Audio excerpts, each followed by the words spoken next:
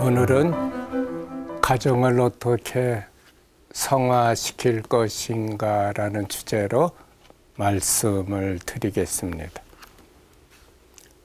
오래전이지만 소록도에서 살 때 설날에 있었던 일입니다. 설날 아침에 그 나환자 가정의 초대를 받아 그 부부와 함께 식사를 하는데 옆집에 사는 영감님이 갑자기 상기된 얼굴로 찾아오셨습니다. 느낌이 이상해서 주인 부부에게 눈짓으로 물었더니 오늘 그분에게 속상한 일이 있었다는 것입니다. 말씀을 듣고 보니 내용은 이랬습니다. 아들 며느리가 설날이라고 찾아와서는 대뜸 돈 500만 원을 내놓으라고 하더랍니다. 그래 이분이 그런 큰 돈이 어디 있느냐 없다고 하자 그 며느리가 누군 뭐 욕을 할 줄 몰라서 못하는 줄 아느냐 하면서 제가 방송에서는 그 욕을 못하겠어요. 입에 담지 못할 욕을 하고 갔다는 것입니다.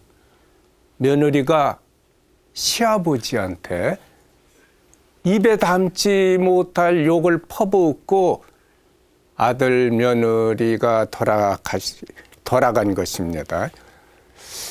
영감님이 얼마나 놀라셨는지 말씀을 하시면서도 이렇게 부들부들 떠셨습니다. 그러면서 당신이 지금 살고 있는 부인과 어떻게 결혼하게 되었는지를 말씀하셨습니다.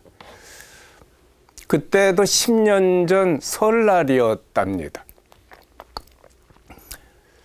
성당 회장이 어디 좀 함께 가자고 해서 따라갔더니 거기 웬 사람들과 여자가 하나 앉아 있는데 회장이 그 여자를 가리키며 이 아줌마가 남편을 잃고 혼자 사는데 둘이 결혼을 하면 어떻겠느냐고 묻더랍니다. 이분은 혼자 사셨던 분인데 설날에 무슨 잔치집에 가는 줄 알고 못 모르고 따라 나섰다가는 너무도 황당해서 나는 결혼을 생각해 본 적도 없으니 생각할 여유를 좀 달라고 하자 주위에서 생각은 무슨 생각이냐 그냥 만나서 살면 되지 하더랍니다. 그래도 자기는 그렇게는 못한다며 집으로 돌아왔는데 이튿날 새벽이 되자 회장이 득달같이 찾아와서는 호통을 치더랍니다. 사람이 선을 봤으면 여자를 얼른 데려가야지 왜 안 데려가느냐고. 전에 소록도에서는 일단 선을 보면 결혼을 해야 했답니다.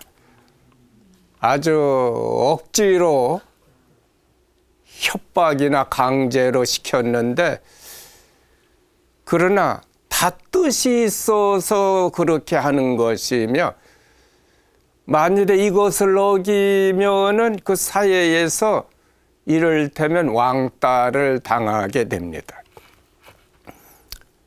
참고로 말씀드리면 아주 옛날 나환자들이 다리 밑이나 또는 산중 움막에서 그분들끼리 모여 살던 자리가 있습니다. 그곳을 그분들 말로는 짐자리라고 합니다. 짐자리. 그때 나병에 걸리면 지체하지 말고 집에서 나와야 합니다. 그래야 살 길이 일찍 열려요.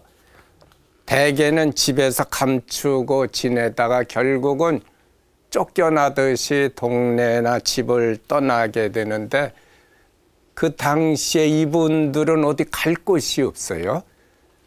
그분들끼리 모여 사는 짐자리를 찾아가야 합니다. 거기서 이제 환자끼리 남자도 만나고 여자도 만납니다. 그때도 여자는 귀했습니다. 몸이 좋은 남자들은 자신들이 집집마다 다니며 얻어먹을 수 있지만 상태가 안 좋은 분들은 누군가가 도와줘야 합니다. 그때 서로가 도와주는데 서로 아프니까 결혼은 이렇게 합니다. 결혼을 하려는 남자들이 자기가 쓰는 그 밥그릇을 개인 밥그릇을 내놓고 쭉 내놓습니다. 누가 내놨는지 여자는 모르죠. 그리고 여자 보고 선택하라고 합니다. 이를테면 남자를 선택할 권한을 여자에게 주는 것입니다. 이때 사람들은 그 그릇들을 다른 그릇들은 좀 지저분하게 보이게 해요. 그리고 상태가 안 좋은 분의 그릇은 깨끗하게 해놓습니다. 아니면 새 것으로 해놓는다든지. 그럼 여자가 보고서는 본능적으로 그 깨끗한 그릇을 선택하게 됩니다. 그럼 그 그릇은 상태가 안 좋은 분이요. 그럼 그 자리에서 결혼이 성립되는 것이에요. 이것은 물릴 수 없습니다. 빠져나갈 수가 없어요. 나 환자들은 그 짐자리를 떠나서는 살 수가 없으니까 어디 도망가도 다 붙잡히게 되며 붙잡히면 큰 벌을 받습니다. 그들에게는 사회와는 다른 그들만의 법과 그 규정이 있었습니다. 그래서 이 중환자들에게 살 길이 열리는 것입니다. 여자는 억울할지 모르지만 그게 또 그들만의 아름다운 배려입니다. 몸은 많이 망가졌어도 그들에게도 이런 의리가 있고 사랑이 있었습니다. 소록도도 마찬가지입니다. 그렇게 약자를 도와줍니다. 이 여자는 정상적으로 다른 남자와 결혼할 수 없는 많이 모자라는 여자입니다. 그러니까 정신이 좀 멀쩡한 사람과 맺어져야 살 길이 열리는데 선을 보고 이것저것 따지면 안 돼요. 그러니까 주위에서 해야 된다, 안 하면 안 된다, 어떤 협박이나 강제가 이렇게 들어가야 하는 것입니다. 이게 또 이들만의 아름다운 배려입니다. 누구를 불행하게 만들려는 것이 아니라 그래야 한 사람이 구제가 되는 것이죠. 어쨌거나 이 영감이 울며 겨자 먹기 식으로 결혼을 했는데 결혼을 하고 보니 여자에게 웬 아들이 있었습니다. 아들이 있는 것을 알면 끝까지 자기가 반대했을 텐데 이것도 이제 주위에서 다 감춘 것이에요. 연극을 하면서. 그런데 결혼을 하고 보니 이 여자는 밥도 할 줄 몰랐어요. 밥한 것을 보면 솥 한가 그 쌀을 씻어서 물을 부어서 이제 불을 떼는데 어떻게 돼요? 밥이 끓을 때 다 넘어가 버리죠. 밥 뺐다고 하는 거 보면 솥 위에 밥이 올라가 있고 그 밥 위에 솥뚜껑이 이렇게 얹혀져 있대요. 이 여자가 밥도 할 줄 모르는구나. 그래서 매 끼마다 쌀을 이제 요만큼 해라, 요렇게 해라, 이제 가르쳐 줍니다. 그래도 모자라는 여자라 영감이 고생을 많이 합니다. 언젠가 여자의 아들이 친구들과 함께 찾아왔기에 이제 육지에 나가 돈 들여 이제 반찬을 사다가 준비해서 마련해 줬더니 먹지는 않고 자기들은 별도로 음식점에서 시켜다 먹고는 돈만 청구하더랍니다. 그리고 술까지 몽땅 마시고는 영감님한테 돈 내놓으라고 생떼를 쓰고 행패를 부리는데 그런 일들이 그 후에 자주 있었다는 것입니다. 그래서 이 착한 영감이 의붓아들한테 많이 당합니다. 그런데 이 아들이 행패를 부릴 때마다 하는 말이 있습니다. 어머니는 왜 때리느냐? 이제 어머니 때렸다고 이제 공갈을 쳐요. 그리고 또 돈은 다 어디에다 쓰느냐? 아들이 하나니까 나한테 주지 어디다 쓰느냐고 저 아버지한테 행패를 부리는데 영감이 생각할 때는 아내를 때린 일도 없고 또 몇백만 원을 손에 주어본 적도 없는데 왜 자꾸 이렇게 몇백만 원을 내놓으라고 하는지 몰랐답니다. 그때는 먹여주고 재워주지만 물론 나환자들 병원이니까 뭐 세금 떼고 나면 한 달 용돈이 5,000원도 안 됐습니다. 지금은 좀 많아요. 또 이 양반이 그래도 똑똑한 분이라 동네 사무실에서 일을 받기 때문에 그때는 한 달에 3만 원 정도 받았습니다. 한 달 월급이. 그럼 이 3만 원을 12달 한 푼도 안 쓰고 모아야 40만 원도 안 됩니다. 근데 아들은 와서 이 몇백만 원을 내놓으라고 올 때마다 행패를 부리는 것입니다. 그런데 이게 다 부인이 또 시켜서 하는 일입니다. 이 모자라니까 모자라는 머리를 시키는 거예요. 전화도 할 줄 모르니까 이제 봉사자들 오면 시킵니다. 아들한테 그래 나 네 아버지한테 매 맞아서 못 살겠다. 쌀도 내 맘대로 못 퍼낸다. 뭐 요만큼씩 하라고 덜어서 주고 그러잖아요. 이렇게 신세 타령을 하다가 끝판에 가서는 네 아버지 돈 몇백만 원 있으니 와서 달라고 하라고 시킵니다. 그러면 돈 소리를 듣고 또 욕심이 나서 이 아들이 달려와서 돈 내놓으라고 또 없다고 안 주니까 행패를 부리고 가는 것입니다. 근데 이 여자는 그 10,000원짜리 몇 장만 보면 몇백만 원으로 알아요. 이 모자라는 분이니까. 그러니까 10,000원 한 장이 100만 원이에요. 그 양반은. 예. 많은 자녀들이 아픈 부모에게 잘하지만 그런 아픈 부모에게 이럴 때면 뜯어가려는 자녀들도 있습니다. 그래서 환자가 죽으면 돌아가시면은 내등 안 보이던 분들이 나타나요. 절대로 슬퍼서 나타난 게 아닙니다. 남겨놓고 간 돈이나 혹시 있을까 해서 와요. 이 여자는 그뿐만도 아니에요. 병원에 가서 치료를 받는데 이제 거기 가서 엄살을 부립니다. 나 영감한테 늘 매맞아서 못 살겠다고. 그럼 간호사나 직원들도 워낙 모자라니까 그런가 보다 이렇게 생각을 했습니다.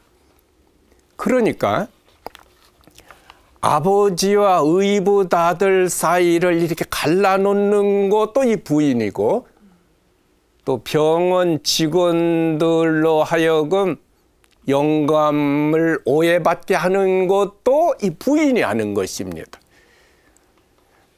나중엔 영감님이 눈물을 흘리면서 자신이 그 억울한 심정을 이렇게 토로할 때 저도 같이 아프죠. 그 얘기 듣느라고 제가 정신이 없었어요. 보니까 언제 왔는지 그 부인이 옆에 와서 앉아 있는데 알아듣는 건지 못 알아듣는 건지 미안하다거나 잘못했다는 표정이 전혀 없었습니다. 제가 그걸 보고 영감님한테 그랬어요. 영감님이 10년 전에 하신 결혼은 무효입니다. 본인이 원해서 한 것도 아니고 협박과 강제로 한 결혼이기 때문에 헤어져도 된다고.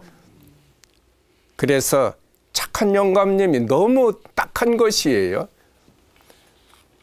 그래서 이 소록도는 또 독신사라고 결혼 안 했어도 독신자들끼리 모여서 살 수 있는 또 곳이 있습니다. 불편 없이 살 수 있어요. 그래서 그렇게 하라고 했습니다. 뭐 말이 통해야 부부고 가정인 것이지 하루 이틀도 아니고 어떻게 이렇게 살 수 있느냐고 오늘 당장 헤어지라고 제가 이제 그 여자를 보고 그랬어요. 오늘 당장 헤어지라고. 그러고 따로따로 이렇게 여자는 여자 독신사로 가고 남자는 남자 독신사 가서 살으라고. 이때 영감님이 말렸습니다. 저를. 신부님, 제 말뜻은 그런 것이 아닙니다. 이 사람은 어디 가서 혼자 살 수도 없으며 제가 하느님 앞에 약속을 했으니까 죽을 때까지 책임은 지겠습니다. 다만 아내를 때리지 않는다는 것만 신부님이 믿어주시면 됩니다. 한 번도 때린 일이 없대요. 근데 이 여자는 매 맞아서 못 살겠다고 늘 동네방네 나팔을 불고 다녔어요. 그런데 저도 이제 몇 번 들었죠. 그런데 그게 아니었습니다. 바로 그때였어요. 1시간 동안 내내 표정 없이 앉아있던 여자가 갑자기 영감님을 노려보더니 냅다 소리를 질렀어요. 그럼 내 괴짝은 왜 때리느냐? 때리려면 지 괴짝이나 때리지 이래요. 난 또 그 말도 못 알아들었네요. 막 입에 거품을 불면서 영감한테 대드는데 이게 무슨 말인가? 괴짝을 때린다니. 지금이야 인전 붙박이장이 다 있어요. 그때는 이제 참 어려웠죠. 농은 사치스럽고 농은 없고 자기 옷이나 물건을 넣어두는 작은 괴짝이 있었어요. 이런 거 저 생각이 나시죠? 그러니까 이 영감이 참 하루 이틀도 아니고 늘 답답하잖아요. 그러니까 이 사람아 하고서 방바닥이나 이제 괴짝을 때리죠. 이 사람아. 사람을 때리는 게 아니라. 근데 이 여자는 그걸 가지고 자기를 때린다고 하는 거예요. 그러니까 매 맞아서 못 살겠다고 억울하다고 그 아들한테 전화를 하고 또 병원에 가서는 또 간호사나 직원들한테 나 이거 맞아서 못 살겠다고 이렇게 하소연을 하고 그럽니다. 가정도 가정 같지 않은 가정이며 부부도 부부 같지 않는 부부입니다. 살아도 산다고도 말할 수 없는 인생인데 그래도 그 가정이 예수님 때문에 깨지지 않고 지켜지고 있다라는 사실이 너무 참 감동적이었습니다. 영감님은 그야말로 살아있는 성인이었습니다. 소록도에서 제가 여러 해를 같이 살았는데도 부인이 좀 모자라는 줄은 알았지만 그렇게 모자라는 줄은 몰랐어요. 영감님이 또 착하신 줄은 알았지만 또 이렇게 착하신 줄은 몰랐습니다. 이렇게 사람을 소문으로만 판단한다는 것이 얼마나 잘못된 일인가. 소문 가지고 말해서는 안 됩니다. 저는 그날 하느님 앞에서 한 약속 때문에 헤어지지 않고 끝까지 책임지겠다는 영감님의 말씀을 듣고 큰 감동을 받았습니다. 가정은 정말 그렇게 지켜져야 합니다. 힘들고 어렵지만 지켜져야 합니다. 오늘 이 세상에도 비슷한 가정들이 있습니다. 가정은 사랑의 보금자리요, 행복이 숨쉬는 곳이라고 하는데 일방적으로 한쪽에서 행패나 부리고 평화를 깨뜨린다면 어떻게 참으라고만 말할 수 있는가? 소록도 얘기가 나왔으니 다른 여자 얘기도 하겠습니다. 이 모자라는 여자는 이 여자 하나뿐이에요. 다른 소록도 여자들은 다 심성이 착하고 감동적인 여자들입니다. 언젠가 제가 방송에서 말씀드렸던 그것도 소록도 성당에서 이 풍금 오르간 치는 분이 시각장애인입니다.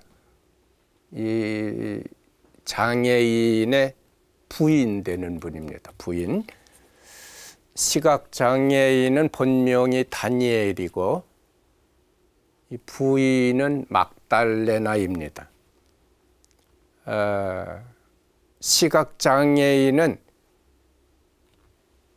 소록도에 오면서 본래 개신교 신자였는데 그때 오지리 수녀님들이 계셨어요. 그 헌신적으로 봉사하시는 것을 보고 감동을 받아 천주교로 개종을 했고 그래서 곤욕을 치르게 됩니다. 이분의 부인은 막달레나인데 본래 다른 분과 결혼을 해서 아들이 하나 있었어요. 근데 남편은 죽었고 또 자녀들은 거기서 키울 수가 없었습니다. 지난주에 말씀드렸던 그 SOS 마을 거기에 맡겨서 아들이 컸는데 아주 번듯하게 잘 컸어요. 심성도 아주 착하고 부모에게 아주 효도를 합니다. 그래서 이 자매는 아들을 내가 안 키우고 남이 키워줬잖아요. 거기에 대한 어떤 고마움의 빚을 늘 가지고 있었습니다. 그런데 이제 아들의 애양선을 탔는데 지금은 소록도 환경이 아주 좋아졌어요. 그때는 참 짐승우리처럼 아주 힘들었습니다. 어머니가 이렇게 고생하시는 것을 보고 어머니 아빠 얻으시라고 결혼하시라고, 왜냐하면 남자의 도움을 좀 받으면은 어머니가 좀 편하실 것 같아서 결혼을 이제 권유를 합니다.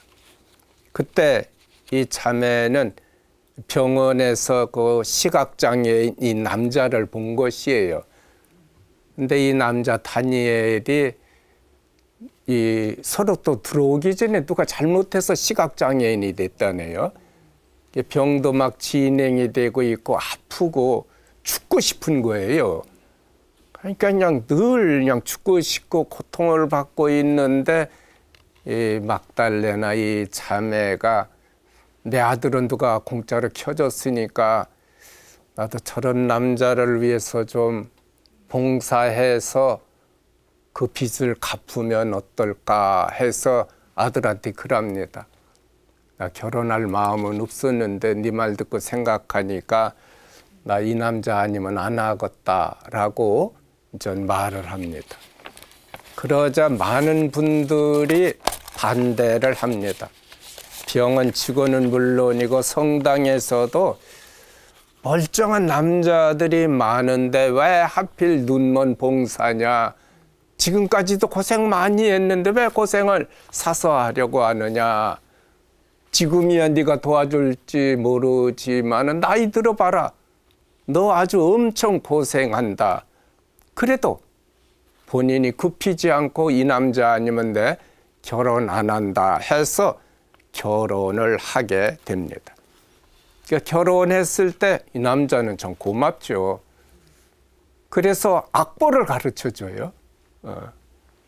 그리고 이 악보를 보고 남자한테 또 가르쳐줍니다. 이렇게 몇째 줄에 무슨 표가 있고 이런 것을.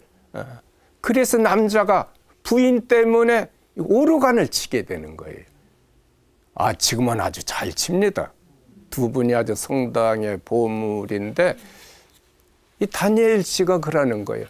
자기가 개종했기 때문에 막달레나를 만날 수 있었고 부인을 만날 수 있었고 이 부인을 만났기 때문에 자기가 풍금을 칠 수 있게 되었다라는 것입니다. 좀 가난하지만 참 행복하게 살고 있고 두는 멀쩡한 우리는 칠 줄도 모르잖아요. 근데 처음부터 그렇게 눈이 멀어서 못 보던 분이 또 악보라는 것도 잘 몰랐던 부인을 또 가르쳐서 그 부인이 또 그걸 또 남편에게 가르쳐서 성당 그 반주를 하게 된 것입니다. 좋은 부부가 많고 또 감동적인 부모님들도 많습니다. 언젠가 정신장애인인 아들을 돌보는 그 어머니와 얘기를 하다가 참 얼굴이 예쁘신 분이에요. 근데 아들한테 이렇게 꽃이 피고 아들한테 이렇게 맞고 일합니다. 그래서 보니까 몰랐죠. 옷 입고 일했었으니까 사방이 멍들어 있고 매맞은 자국, 꽃이 핀 자국이 있었습니다. 온몸이 상처투성인데도 화를 내시는 일이 없고 늘 웃고 계십니다. 살아있는 성녀, 날개 없는 천사들도 많습니다. 이분들은 하느님은 다 아신다는 것을 알고 또 믿고 있기 때문에 세상에서 오해를 받거나 고통을 받아도 아프지 않고 슬프지 않은 것입니다. 가정은 왜 소중한가? 왜 소중할까요? 하느님께서 부부로 짝을 맺어주셨기 때문에 소중하며 또 하느님께서 그 가정 안에 직접 들어오셔서 30년 동안을 사셨습니다. 인간을 부모로 모시면서 하느님이 사셨어요. 모든 가정은 실제로 하느님이 직접 머무시는 사랑의 보금자리입니다. 내가 얻은 남편이라 해도 내 남편이라기보다 하느님이 그 안에 주인이시여요.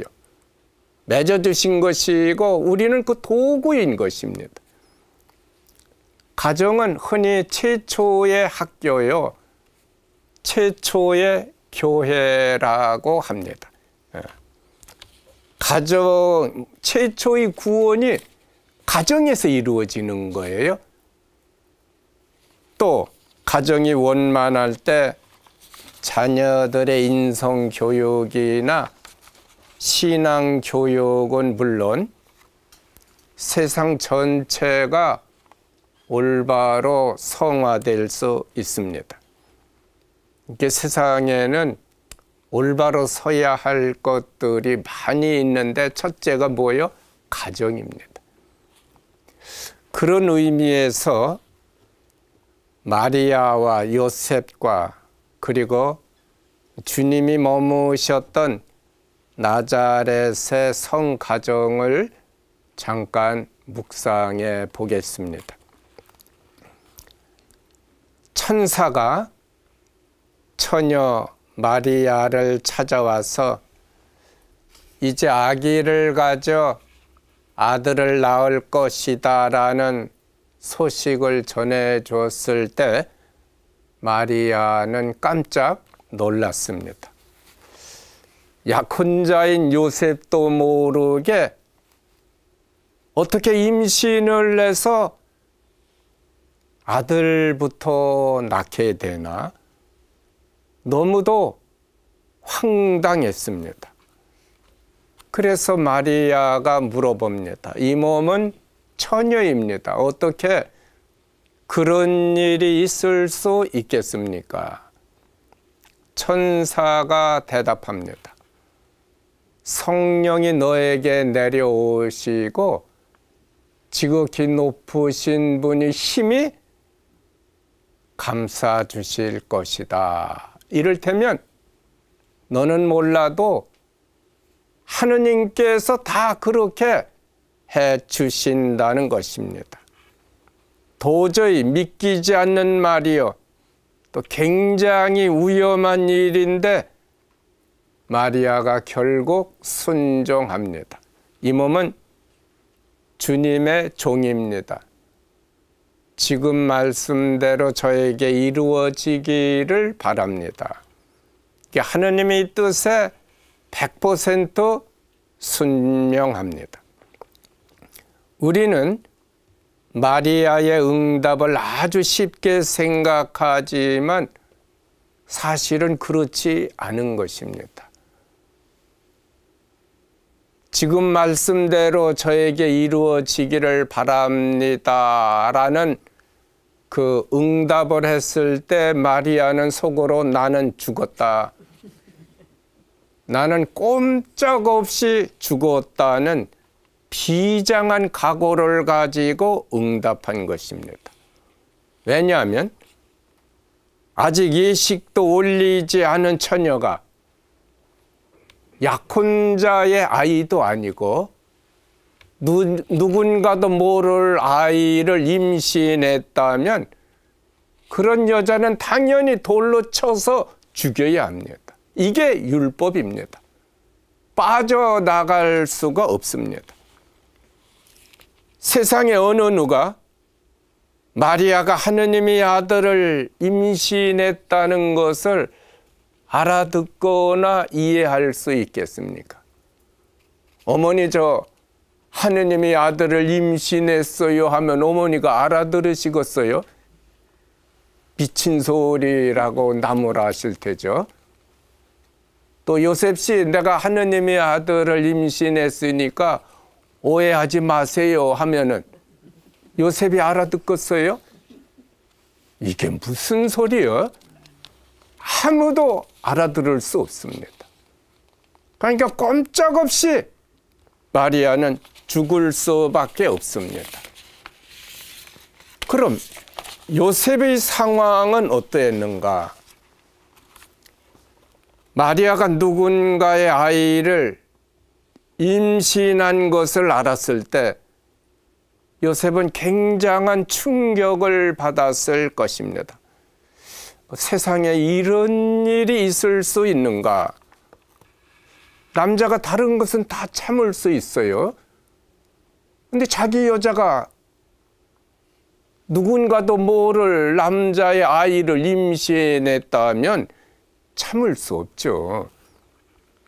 얌전하고 단정한 줄 알았는데 마리아에게 속았다는 것을 알았을 때 보통 사람 같으면 그 배신감에 치를 떨었어야 마땅합니다. 그래도 요셉은 끝까지 마리아를 지켜주려고 했습니다. 김소월의 시에 진달래라는 것이 있습니다. 나보기가 역겨워 가실 때에는 말없이 고이 보내드리우리다. 영변의 약산 진달래꽃 아름다다 가실 길에 뿌리오리다. 가시는 걸음걸음 놓인 그 꽃을 사뿐히 들여밟고 가시옵소서. 나보기가 역겨워 가실 때에는 죽어도 아닌 눈물 흘리우리다. 김소월이 아마 이 요셉 성인을 보고 이 시를 쓴 모양입니다. 나를 배신하고 가지만 꽃길을 밟고 가라고. 그때 꿈에 천사가 나타나서 요셉에게 말합니다. 마리아의 태중에 있는 아기는 성령으로 말미암은 것이니 두려워하지 말고 아내로 맞아들여라. 꿈속의 말을 듣고 요셉이 마리아를 아내로 맞이하는데, 이때 사실은 요셉도 나는 죽었다, 꼼짝없이 죽었다는 비장한 각오로 마리아를 맞아들인 것입니다. 왜냐하면 요셉이 결혼을 해도 마리아와 잠을 잘 수는 없습니다. 그렇다면 남자로서는 죽은 것입니다. 이처럼 성가정은 두 사람이 죽음을 내놓는 희생과 사랑 위에 이루어진 것입니다. 마리아는 돌에 맞아 죽을 각오로, 또 요셉은 남자 구실을 포기한다는 그런 각오로 결혼이 이루어진 것입니다. 따라서 성가정을 이루기 위해선 부부가 먼저 죽음을 내놓는 참 사랑의 바탕 위에서 출발해야 합니다. 죽음이 전제되지 않는다면 가정의 성화는 이루어지지 않습니다. 대충 얼굴이나 보고 직장이나 보고 결혼하면 안 됩니다. 저 여자가 너무 좋으니까 내가 죽어도 좋다.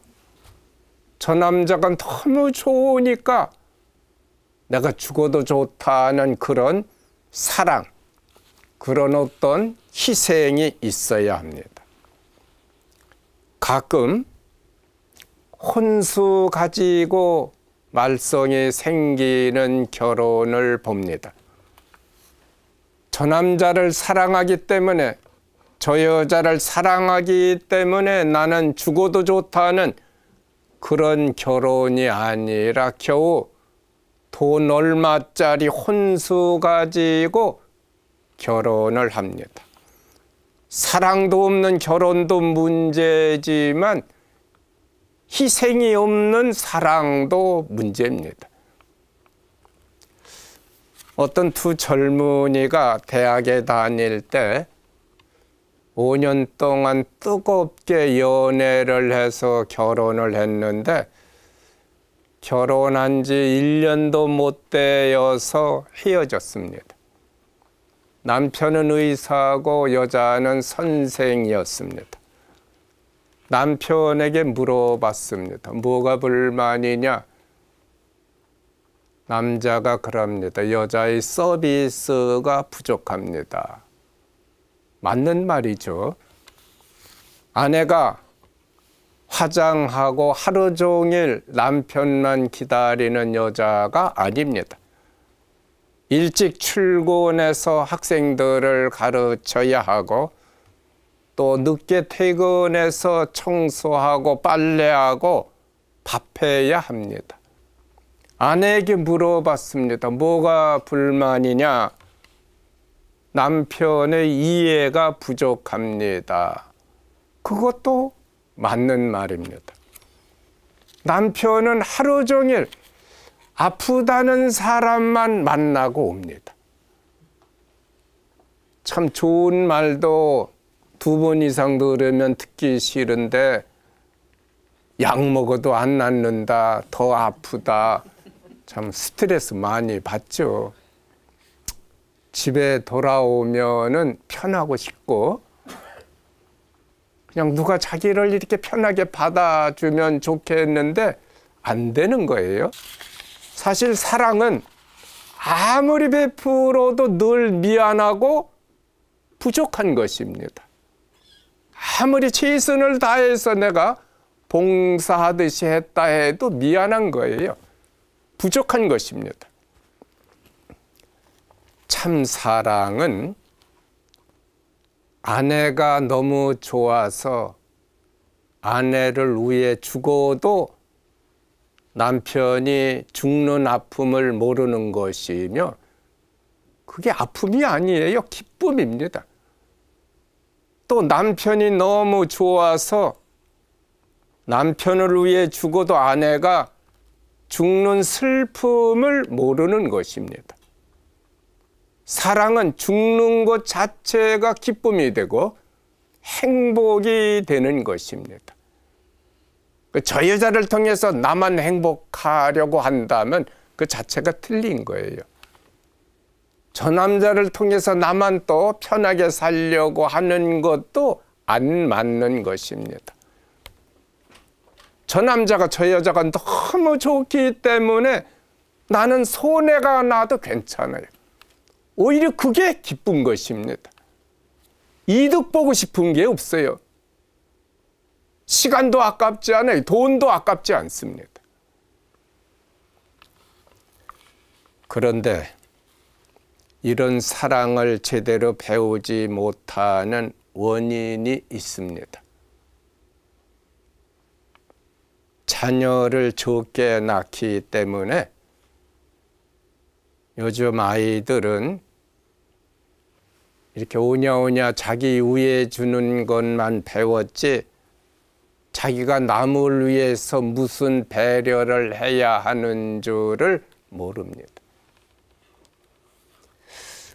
오래전 서울에 급한 볼일이 있어서 비행기로 갔다가 이튿날 그 버스로 내려오는데 오래전입니다. 제가 설옥도에 살 때인데 비가 온 탓인지 텅 빈 자리가 여럿 있었습니다. 출발 후 얼마가 지나자 사람들이 빈자리로 편한 자리로 이동을 하는데 그때 웬 처녀가 제 앞자리로 오더니 등받이 의자를 뒤로 확 지키더니 핸드폰을 켜면서 웃고 떠드는 것입니다. 이 등받이를 완전히 제치면 그때는 좀 버스가 뒤에 앉은 사람이 좀 불편했습니다. 또 웬 여자가 제 옆으로 오더니 이 통로 요쪽으로 오더니만 다리를 앞 등받이 위에 딱 걸쳐 놓고는 뒤로 제치고는 잠을 자는 거예요. 아니 무슨 여자들이 그것도 처녀들 같은데 볼썽사납게 저렇게 차를 타는가. 아무것도 아니지만 뭔가 예절이 있잖아요. 뒤에 누가 앉아있는지 살펴보고 좀 조심을 해야 되고 다 쳐다보고 있는데 어떻게 처녀가 두 다리를 그래 앞사람 등받이 위에 탁 걸치고서는 잠을 자요? 두 여자뿐만도 아닙니다. 사회 곳곳에 자기 편리, 자기 이익만 챙기는 이기주의가 만연되어 있는데 이건 자녀를 하나나 둘만 낳아서 편하게 살려고 했던 부모님의 이기심의 그 근본 원인이 있습니다. 그래서 다음 시간에는 좀 계속해서 어떻게 하면은 이런 가정을 고칠 수 있는 거에 대해서 말씀을 드리도록 하겠습니다. 영광이 성부와 성자와 성령께 처음과 같이 이제와 항상 영원히 아멘.